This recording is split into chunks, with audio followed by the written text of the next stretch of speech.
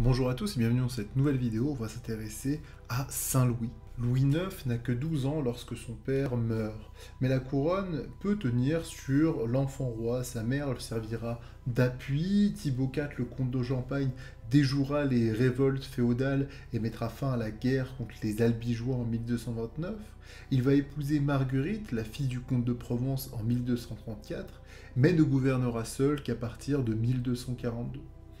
Vers 1247, il va entreprendre une croisade en Égypte et va être fait prisonnier à Mansoura. Il en reviendra transformé, résolu à accomplir de grandes réformes.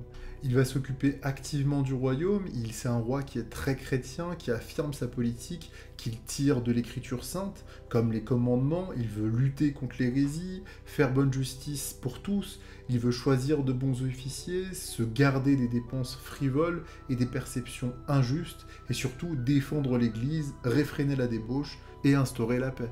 On a ici un roi qui est réellement pieux, pieux par ses actes et par ses actions. Le roi va développer de nombreux organes de gouvernement central, un parlement, un conseil, une chambre des comptes. Il confiera la charge de prévôt à Étienne Boileau.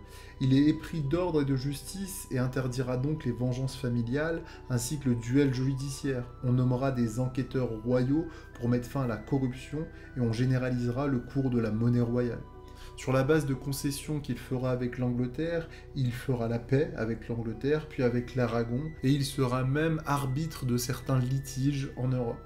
En 1270, il fera la 8e croisade qui lui sera fatale, le roi s'éteindra à Tunis, il sera canonisé par le pape Boniface VIII dès 1297. Louis IX a donc une image de roi pieux, et ce sera un roi pieux par ses réformes, comme on l'a vu, mais aussi par les monuments dont il va doter Paris.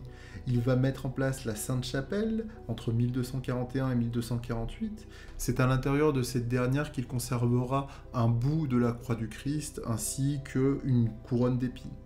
C'est sous son règne aussi que va naître la Sorbonne, le collège pour les étudiants en théologie vers 1257, ce à l'initiative de Robert de Sorbon, un fidèle conseiller du roi. De plus, le roi fera créer de nombreux hôpitaux, notamment celui des 15-20 vers 1260. Saint Louis incarne donc le passage de la monarchie féodale à la monarchie moderne. Il est ici un roi qui siège d'une autorité morale unique en Europe.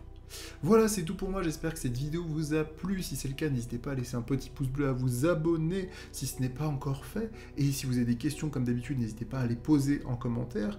Je reste à votre disposition pour y répondre. Dans tous les cas, si la vulgarisation vous intéresse, la mythologie, n'hésitez pas à aller voir les séries et les différentes vidéos que j'ai pu faire sur le sujet. Je vous remercie d'avoir suivi cette vidéo. Je vous dis à la prochaine pour de nouvelles aventures. C'était Malicus, prenez soin de vous. Ciao, ciao.